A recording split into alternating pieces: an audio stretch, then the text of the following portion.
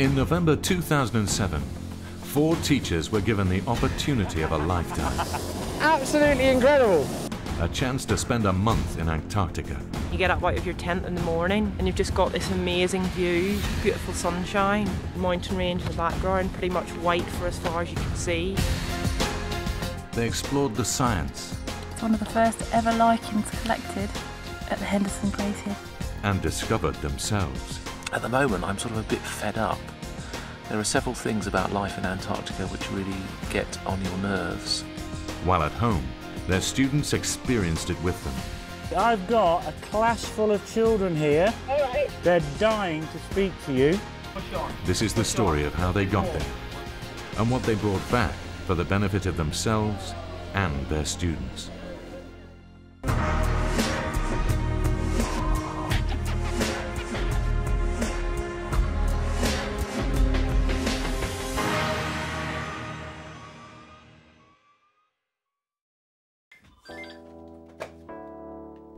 At the beginning of 2006, the Fuchs Foundation, in memory of Sir Vivian Fuchs, the first successful explorer to cross the Antarctic, chose 4 geography and science teachers out of hundreds of candidates to explore the region for themselves.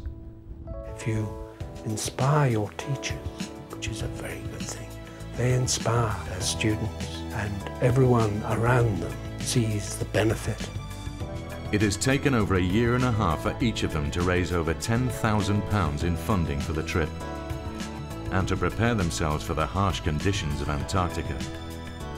One of my biggest worries was that I'd be falling down a crevasse and I wouldn't be able to get out.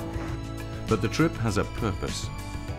Each teacher has to undertake a science project which he or she has to conduct in Antarctica and to inspire children back in Britain while they're away and when they return. An acclimatization trip to Norway 2 months before the expedition tested these projects while they camped on a glacier. We need them to get the science across and deliver it, which they can do in the field. Then the lucky 4 were flown to Patriot Hills, a base camp in Antarctica, a multinational community 600 miles from the South Pole. It was here they began their 4-week adventure at the bottom of the world.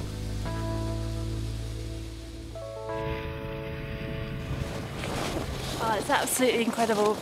Just stepping off the plane, see the mountains behind, and then just that way, just space. It's just absolutely amazing. Amy Rogers is a secondary school biology teacher from Nuneaton. I've got a science research background. I did a PhD in zoology, and the reason that I came into teaching was to try and communicate science to pupils and to try and get them more excited about it. And so I thought this opportunity to bring science into the classroom and to be able to communicate science in a fun way is something that really attracted me to the project, and I really wanted to get involved in it. Ice is freezing to them, look at it. Their accommodation on the trip is far from luxurious. And then double pole, both of those. Amy's tent partner is Ruth Hollinger. We're going to use our map skills that we have been working on. Ruth, from Northern Ireland, is a secondary geography teacher based in Sheffield. I suppose I like sort of things that are a challenge, and certainly there was, I suppose, 2 challenges. There was the challenges of raising the £10,000 to go on the expedition, so there's quite a lot of preparation and fundraising in advance and a lot of training. And then, you know, there's the challenge of actually going and surviving on the ice in Antarctica, so I suppose there's the double appeal of that, really. 9:20 on a Saturday evening. What would you normally be doing at 9:20 on a Saturday evening? I wouldn't be shoveling snow. 2 hours after arriving, the tents are pitched, and the team are part of the community of Patriot Hills, where they will be staying for a week, acclimatizing and beginning their science projects. So yeah, it's up, and it's looking quite cosy actually. Quite looking forward to getting in there now.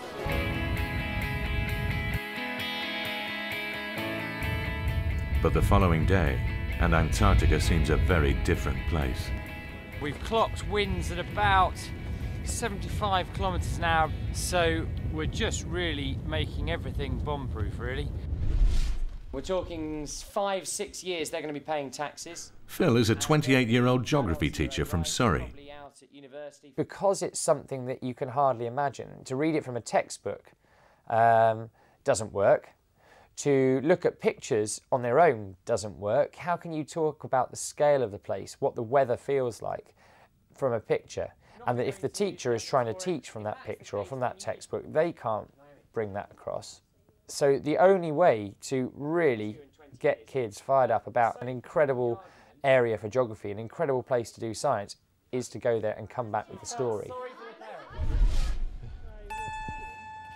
With the bad weather now past and the team settled into their new home, it's time to venture out of the camp for the purposes of study. I say it's a novel experience for me, being a non-skier, so really looking forward to it. Ian Richardson is 50 and the oldest member of the team. There's supposed to be a gene on the Y chromosome that gives you hairy ears. He teaches biology in Hertfordshire. Only one X chromosome. Antarctica is an area that's always fascinated me. Extreme environments with the effect of global changes and the impact that they're having, and the way that so many of them are visible in Antarctica, and it's such a sort of barometer for what's going on the rest of the planet. And I really wanted to take the opportunity to go if I could. Phil, what we're aiming for is that toe of that buttress of... Looking after the 4 teachers throughout the expedition is Carolyn Bailey and her assistant Carl Alvey. Rescheduled to the 22nd. Meanwhile, back in Britain, expedition manager Steve Bull is monitoring the situation overall. Because of the size of the expedition and what we want to achieve out of it, someone needs to be back here as like a point of contact. So if they've got a decision to make, they'll contact me over the sat phone. It's also there in terms of the emergency point of contact that we're here 24 hours a day, phone, or if we're out and about, mobile. Also keeping a close eye on the trip is Peter Fuchs, the son of Sir Vivian. He's eager that his father's sense of purpose is adhered to. And it was always for the science. So he was a scientist first and an explorer second, and only explorer because he was going to the unusual places to do his science. Ian and his fellow biology teacher Amy are looking for lichens as part of their science projects. These are plant-like algae that grow on rocks. While Ian's project is concerned with the microscopic organisms that live within the lichens, Amy's project is looking for different varieties.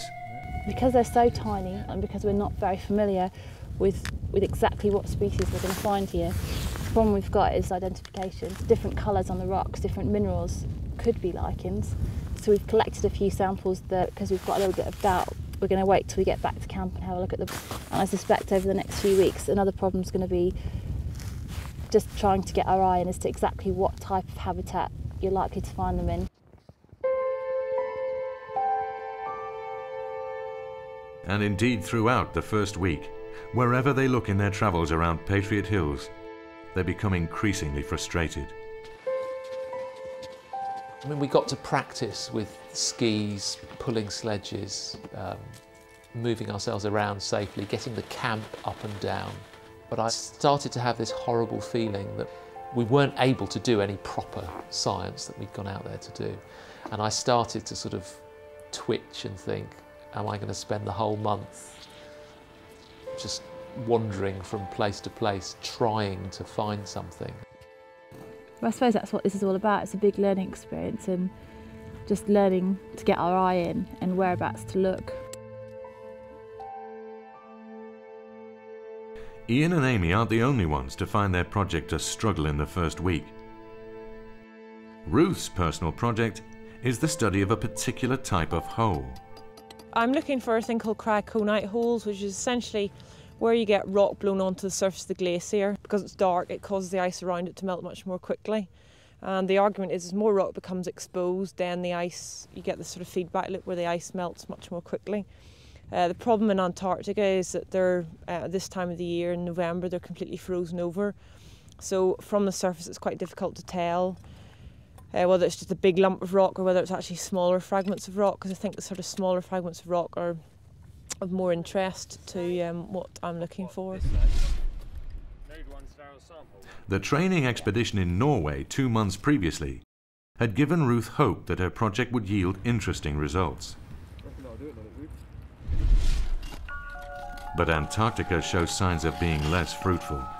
Those cryoconite holes, what you're looking for are snow-free areas. Now, because there's been a snowfall and there hasn't been much wind, there's a light sort of skimmed snow on top, so it makes the holes much harder to see. And then also just because the holes are frozen, you've got to do a lot of digging to get at them rather than just to, you know, take the water out. So it's much harder to actually get the cryoconite out of the holes. You're going to GPS it as well? Disappointed, she nevertheless records what she finds. The problems experienced by Ian, Amy and Ruth are having a bearing on the results of Phil's project. Minus 12.4, 0.5 wind chill. He is in Antarctica to study the relationship between weather and how people are feeling when considering such factors as diet and mental well-being. He gathers information from the others by way of a questionnaire they fill out daily. This is a mood state questionnaire, and it goes through things like, did I enjoy today's meals? How depressed or happy am I? How lonely am I? How alert? How physically feeling 100%, etc. And then it tries to correlate all those facts and figures with what the temperature was today, what the wind chill was, how many hours sleep I've had, etc. And then we look for patterns.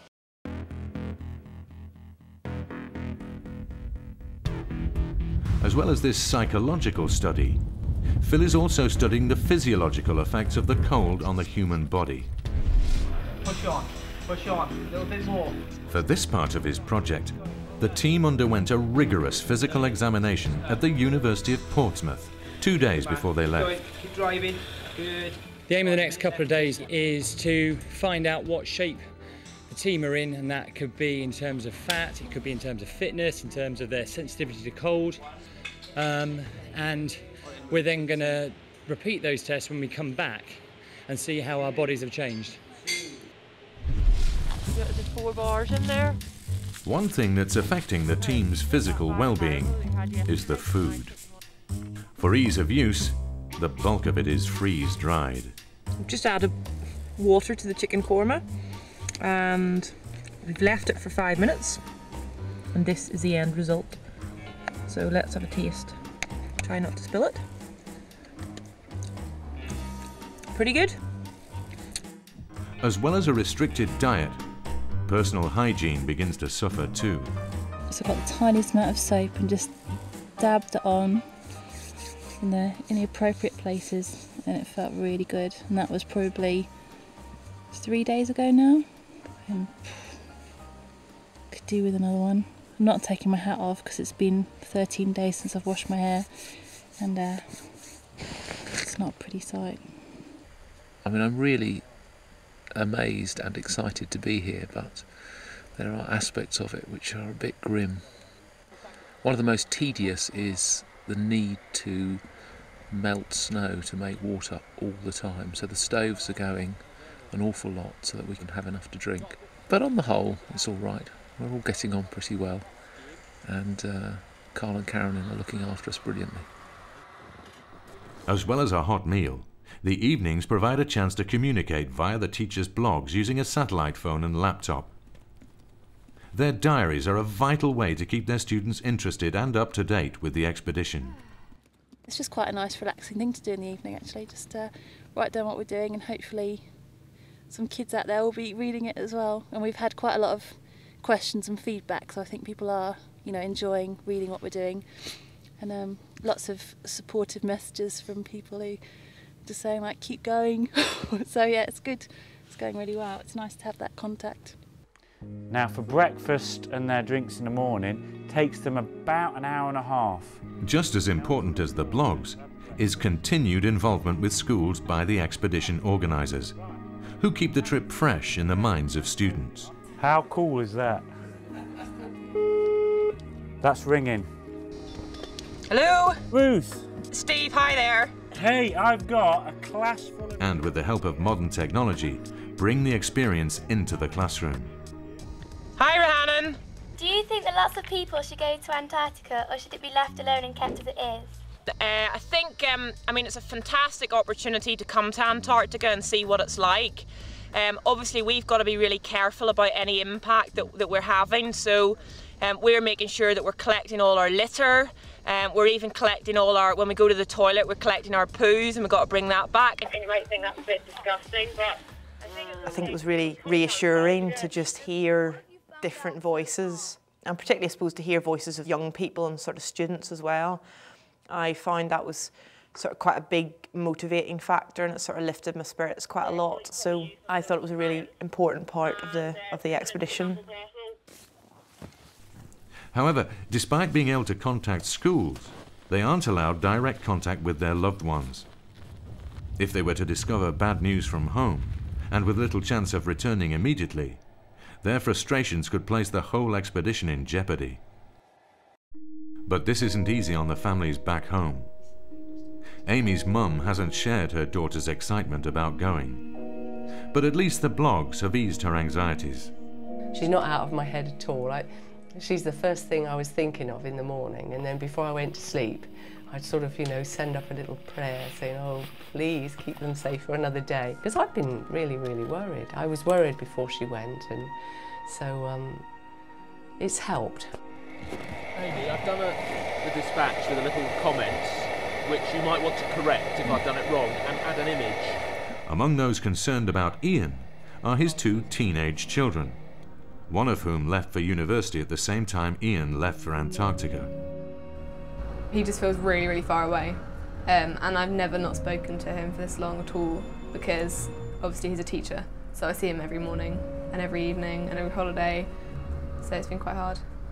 And he doesn't really mention us, I think, on the internet, so I don't feel like I've had any contact with him at all.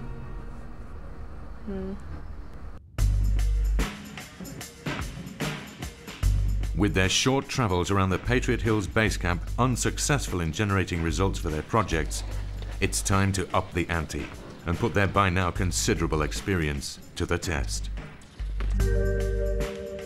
The next stage of their expedition will take them to the Henderson Glacier, 40 miles from Patriot Hills base camp, a region more suitable for their project, but well known for its treacherous weather. the unanimous response was yes. Yes, bring it on. We have got 23 days out there though, which is quite a long time really. And I suspect people's emotions will do various ups and downs as we go through the next 3 weeks. Even as they get ready to fly out, Amy's emotions run high.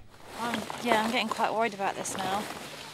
It's been very nice here this last day, and it's been a nice bit of luxury, and just remembering again, it's going to be pretty hard, I think, over the next few weeks. Never mind. Not much I can do about that now. And she's got good reason not to look forward to it. They could be experiencing -30, -35, -40. There's no wildlife, there's no humans. They've been totally on their own for the best part of 3 weeks. In the middle of nowhere.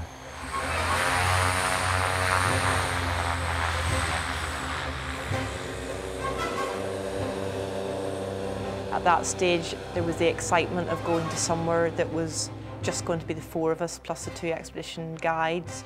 So I suppose there was different and new challenges from that. So my sort of worries and concerns about the science were really masked by the excitement of flying over a fantastic landscape and something really sort of quite unique.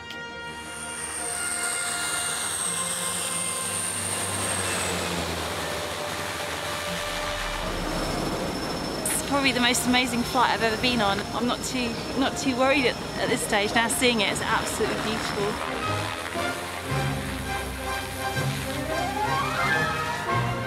We're on our own with a mouthful of snow. Due to its remoteness, the Henderson Glacier is largely unexplored. Hemmed in by mountains on either side, the team hope that their stay will prove worthwhile. But success comes sooner than they think. Whilst we were just getting the mess tent ready, Carl and Carolyn went off just to look around the area, and they came back and they said that they'd found something on the rocks which they were pretty sure was lichens. So immediately we just got really excited and we went and had a look straight away. So within a couple of hours of being there, we'd found our first lichen.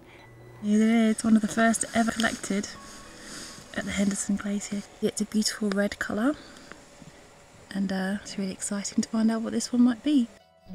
Success for Amy, but also for Ian in his hunt for tardigrades.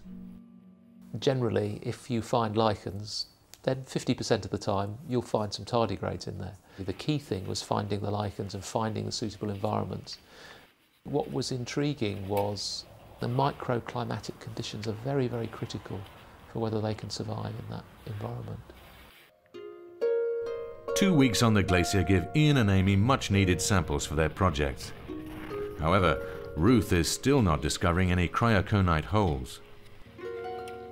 I was looking for sort of blue ice areas, and there weren't many areas that we could see that were, except for, I suppose, a large bit down at the bottom of the glacier, which looked quite close, but in reality it was a 5-kilometre ski away. And then when we had skied all that way, actually there wasn't really that much good stuff there. And again, because there'd been quite a lot of snow, a lot of it was covered over. So again, I sort of was a bit downhearted after that. With no discoveries for Ruth, and only 14 days left in Antarctica before leaving for Britain, the team face a dilemma. Should they stay on the glacier a little longer, in the hope of Ruth finding something last minute and quickly flying back to Patriot Hills? Or do they begin a longer, planned haul back to camp, with a chance Ruth might find something on the way? For me, the walk back was really important. I felt that was the thing that students could identify with. They would have seen news clips of people hauling to the pole. They would have heard stories maybe about some of the great expeditions like Scott, Amundsen. And so I wanted to come down on the side of doing the walk to the cost to maybe some of the other science projects. But obviously that was easy for me to say because I didn't have a science project that relied on finding bits and pieces. And as long as people were doing the psychological questionnaires, I was happy.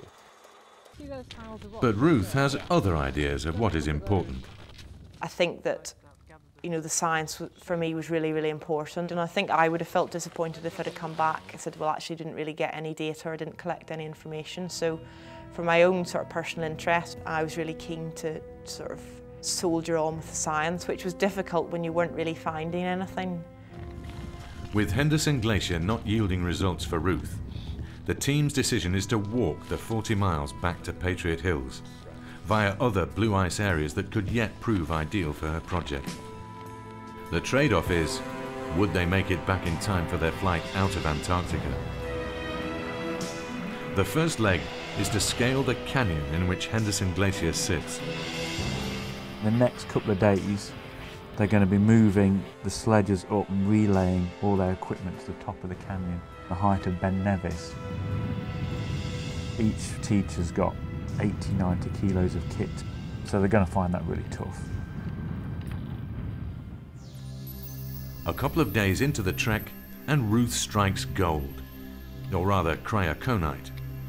A small patch of visible ice reveals what she's been looking for the past 2 weeks. Not completely confident that they're cryoconite. The idea of cryoconite is you get sort of really fine sort of sediment. So I suppose all I can do is just, you know, take it back and see what's what. But I suppose, you know, something was better than nothing at all. So that was really positive. So yeah, all in all, it's been quite a good day.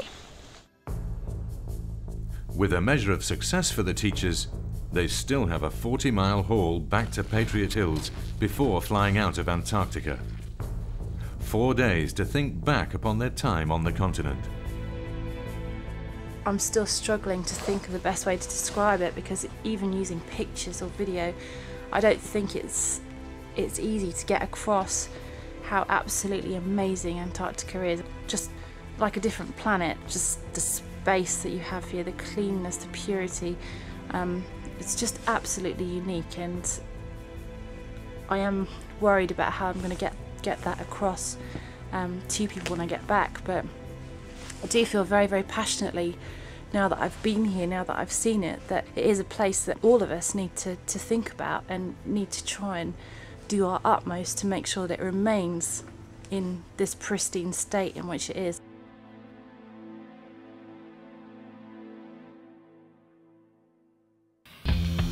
they make it back to Patriot Hills in good time and begin the long trip home. And so finally our little Antarctic expedition comes to an end, and the real challenge begins, which is somehow to try and bring across the incredible nature, the amazing weather and the vast scale of Antarctica to a whole load of students. It's a very tough challenge. It's really nice to be back. It's been quite a long journey back, but I think everybody's really sort of glad to see friends and family. Get a lot of really dirty washing sorted out. Smash it. Very good. Before the teachers can settle back into their usual lives, Phil has to complete his project by finding out how they have all coped with their time in the cold. Some people's thermal sensitivity has changed, and that means their ability to feel changes in cold or changes in heat. So my fingers are less sensitive than they were, whereas someone like Ruth is much more sensitive than she was. They've found that there's been an increase in weight, and that weight's been put on in fat around the stomach, which looks like the body just trying to beef itself up a bit against the cold. 3 months after the expedition, the teachers gather at the Scott Polar Research Institute to present the results of their projects. It's a rather lovely rust red one appeared on the Henderson Glacier. It's a Xanthoria variety. But not only will they have made a contribution to professional research bodies, but also to their own classrooms, What happened is I've got 4 topics about Antarctica here on fulfilling the fundamental aims of the expedition: to inspire themselves and their students. We had to get a saw. To get these blocks, we've got a saw, we cut them out. The children simply listen to you differently if you've been there. You know, you are not talking theoretically. If you've actually stood on the continent and experienced the things that you're describing, it's a different relationship with the material. And I think that will make a difference.